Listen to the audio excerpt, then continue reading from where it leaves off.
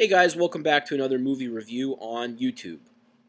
Previously, I did a ranking of 3 movies that came out in the late 1980s that all dealt with tough love educators, either teachers or principals who came to a low-income high school in the inner city and turned it around, got the kids to be more focused on their schoolwork or more disciplined.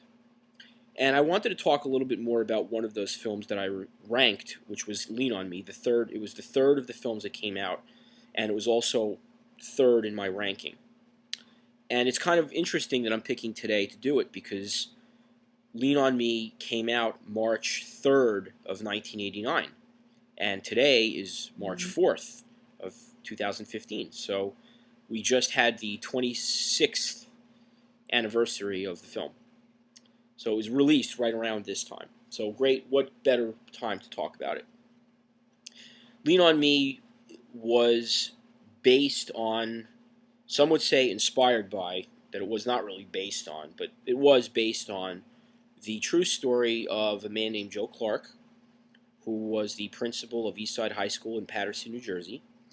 And he came under intense criticism in the mid-1980s when he was principal of Eastside High School, because he ran the school with kind of an iron fist.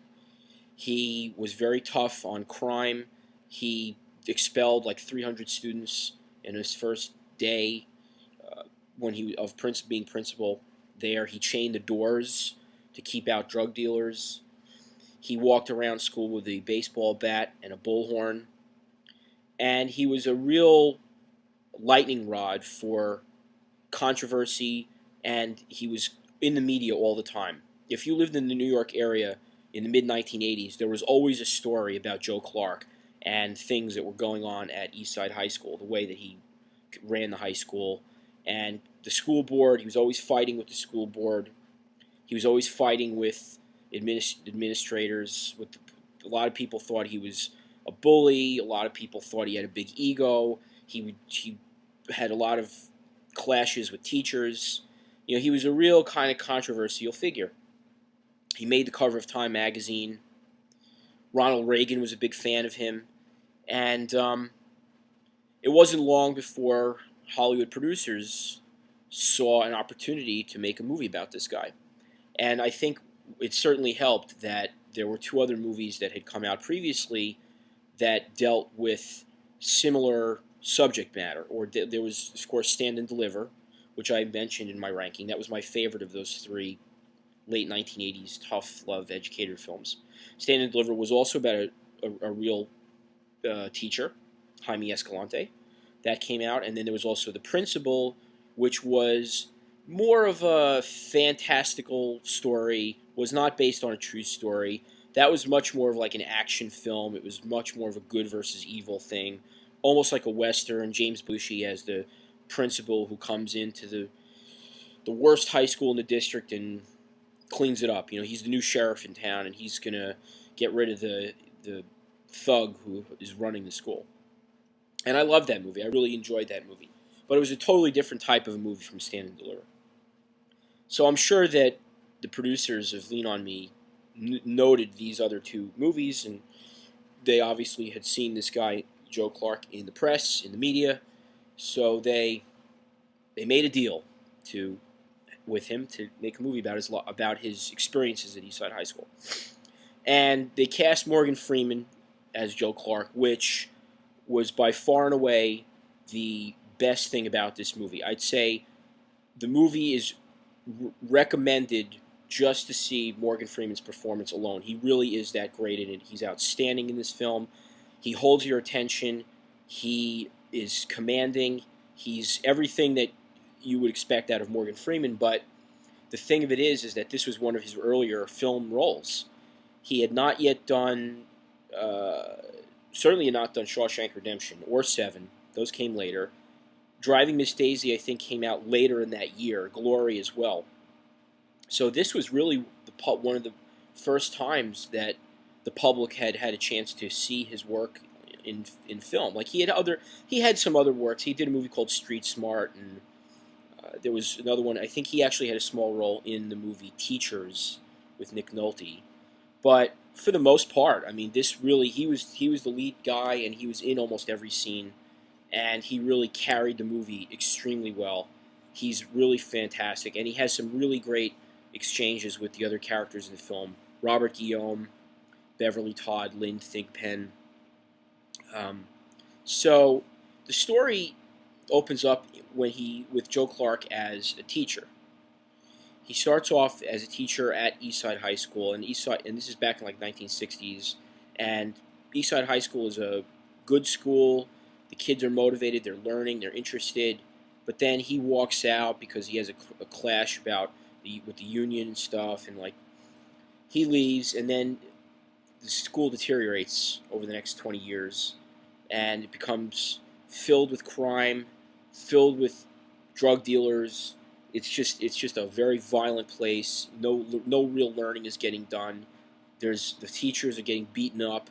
Students are getting threatened and beaten, bullied and beaten up. It's a horrible place. And so they decide to bring in Joe Clark as the new principal. And Joe Clark, on his first day, he gets rid of 300 kids, which was something that he did in real life on his first day on the job. He got rid of 300 hoodlums and drug dealers and criminals and all the crap that was taken up to school. He got rid of them. He expelled them. And that caused a lot of controversy because the parents are like, what do I do now with my kids? What are they going to do? Where are they going to go? What opportunities do they have? Joe Clark was all about taking control of your own life and taking responsibility for yourself. That was a big part of his message to the students, and that was conveyed, I think, very adequately in the film. So, really, you get to see how Joe Clark conducts his business in the school, and there's this subplot, which to me was kind of the weak aspect of this film, and I kind of understand why they included it, because they were trying to make it symbolic of something and representative of the kids wanting to learn and being motivated, and that it gave the kids kind of a push to learn. But there's this whole thing which really constitutes the majority of the plot, about this skills test that the kids have to pass. The state mandates that 75% of the school has to pass the minimum basic skills test, which is essentially like a reading, writing, and arithmetic test that's given to all the schools in the state. And if you don't have at least 75% passing, then the state takes over the school, and all the local administrators and the school board is done away with, and the state takes over. So the superintendent of the schools, played by Robert Guillaume, and the mayor of the town, played by Alan North, want to avoid this embarrassment. So they enlist Joe Clark to get the test scores up and bring the school into a fully functioning place where there's real learning going on. So that to me was a problematic area of this film, because it didn't happen in real life. There was no minimum basic skills test administered by the state that the kids had to take to prevent a state takeover. There was no state takeover of the school. They basically just invented this as a plot device to give it some semblance of story. And I would just say that that is my main criticism of this film, is that there really isn't a compelling story engine, or at least a truthful story engine, to keep things going. Like, they had to invent this whole plot, which it just didn't really, because it didn't happen in real life. I think it does take away from some of the experience of watching it in the film, knowing that it's not accurate. So he basically alienates a lot of people, the parents, the teachers, some of the students. You get to see a lot of his confrontations with these people, and I would say that's another criticism that I have of the film. I think that a lot of the film is shouting, characters arguing with one another, going back and forth. He's in the middle of most of it, but some of the exchanges are fun to watch. I would say this is a very entertaining movie. It's fun to watch, Like it's great to see Robert Guillaume and Morgan Freeman spar with one another and go at it, and the whole thing about an HNIC, what that means. You get to find out. Morgan Freeman, he calls himself the HNIC, and you learn what that is, what that stands for. Um, and the dialogue is very it crackles with a lot of energy, and the performances, so the whole movie is very fun to watch because Morgan Freeman puts a lot of energy into it. He puts a lot of gusto in the role of Joe Clark, and he's very compelling. Like he draws your attention, and I can totally understand why people like the movie because it is very fun and entertaining to watch all this stuff going on. Like he fires a teacher like right on the spot. He suspends this guy, Mr. Darnell, played by Michael Beach. He was like, because they have this thing in the cafeteria where Michael Beach, as Mr. Darnell, he reaches down to pick up a piece of paper, even though he had told everybody in the room, "Don't move," while the kids sing the school song. The teacher gets mad and he goes and storms into Joe Clark's office, and they have this confrontation. He flips the desk up on him. So it's a very like, I'm trying to think of the right word. I just say it's a very angry movie. There's a lot of like shouting and dialogue, just characters arguing with one another and stuff, which as I said, is fun to watch. I do think at times it's maybe a little too much. I maybe just bring down the shouting a little bit sometimes. Maybe just have a little more normal exchanges. And I also find that there's a lot of speeches going on. Joe Clark, he's got the bullhorn out, and he's always giving a speech to the kids or the parents or the teachers. There's a lot of like sort of speechifying going on, and again, that gets to be a little bit much.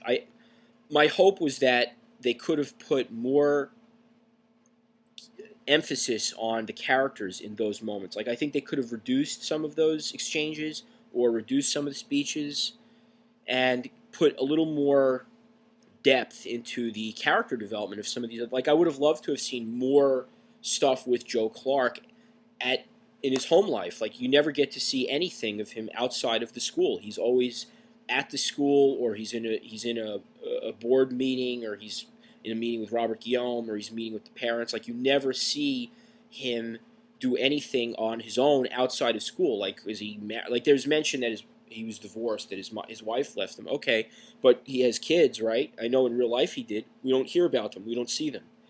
I just would have liked to have seen a little more depth to other aspects of his character, and that is something that Stand and Deliver did exceptionally well. Like you got to see Jaime Escalante at the end of the day. You would get to see him spend time with his wife, his kids. You would see the impact that the job had on him. You would see the stress that he was under, what he was going through.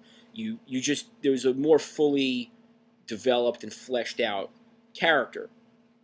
And I would say the same for some of the other people in Lean On Me. Like there's this great character, Sam's, played by Jermaine Hopkins. He's this little kid who was thrown out of the school as one of those 300 people that were expelled, and then he begs his way back into the school, and Joe Clark sympathizes with him, and there's actually a very famous scene where he brings him out onto the roof, and he's like, "You smoke crack, don't you? You smoke crack, don't you? You look at me, boy, don't you smoke crack?"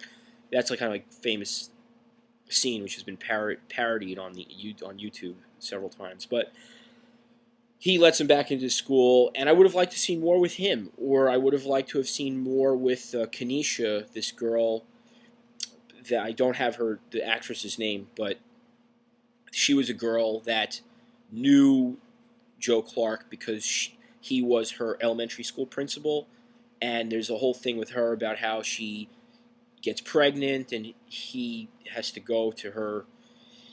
How he goes to her house to talk to the mom and to the girl because the mom didn't want her around anymore. Like there was. I mean, they had some there, but I felt like there could have been even more with that. Like I do wish they could have fleshed out some of these other characters a little bit more. And I would also say that I wish that they would have, if they were going to do the minimum basic skills testing, why not have more scenes of showing how the kids were able to prepare for that? I mean, they have this montage, which was definitely something that was borrowed from sports movies, of like the kids studying, while you hear a song. And the soundtrack is actually very good of the film. I will say that. There you get a lot of different versions of the song "Lean on Me," obviously, including my favorite, which was one that was done over the end credits by Thelma Houston and the Winans. It was a gospel version. Awesome, really awesome. But they have this whole montage, which is right out of like a sports movie, where you get to see, they're making T-shirts, preparing for the take no prisoners, prepare for the test, kids studying, teachers leading the class and stuff. But I wish they could have just shown us more of how the learning is done and what they do. Again, Stand and Deliver did a very good job of that, of course. Maybe they were hamstrung by the fact that there was no minimum basic skills test, and that had just made that part of the story up. Maybe there was that element of it. But John G. Avildsen directed this film. He had done Rocky and the Karate Kid trilogy, the first three, not the one with Hilary Swank, and definitely not the reboot either. But John G. Avildsen is a good director, but you could see that he borrowed a lot of his tricks from those other movies to put into this movie. Like I said, the montage is a classic example of that. That was right out of a Rocky movie, or even one of the Karate Kid movies. So I'd say that Lean on Me is very watchable for the performance of Morgan Freeman and the other actors. I like the other actors: Robert Guillaume, Beverly Todd as the assistant vice principal, Miss Levias, Lynn Thigpen, who plays Mrs. Barrett. She's a parent who's organizing this parent group to try to get Joe Clark removed from the school. And I would say that's by far the best thing about the film, is like the performances, watching these actors interact with one another. The dialogue is sharp. It's very it's like sparring. And there is entertainment value in that for sure. But my biggest criticism is the fact that the film did take a lot of liberties with the story of Joe Clark. And I really wish that they had done something that was perhaps a little more nuanced or a little more truthful to the real events that took place.